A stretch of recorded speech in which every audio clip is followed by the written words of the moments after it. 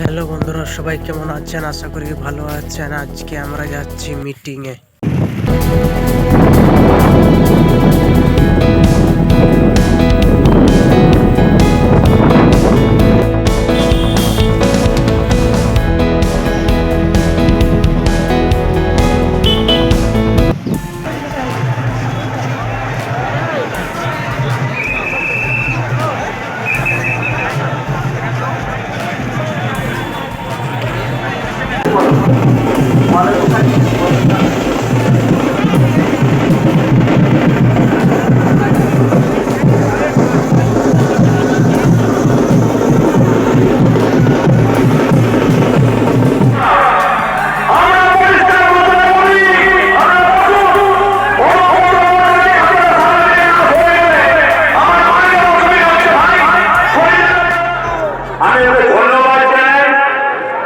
ওর বক্তব্য খুব ভালো।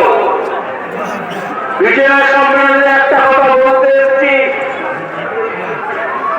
আমি কোন নেতা নয়, আমি আপনাদের মতো একটা বুকের কর্মী।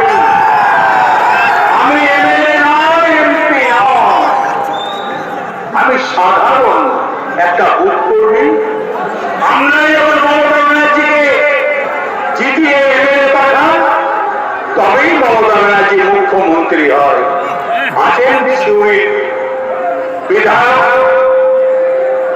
বিকাশ রায়চৌধুরী, আছে রামপুরের এমএলএ রানা সিং, আছেন নারায়ণ হালদার, সুদীপ্ত ঘোষ, আমাদের গগন সরকার, আছেন এখানকার ব্লকের প্রত্যেকটি অঞ্চল প্রেসিডেন্ট, আছেন এখানকার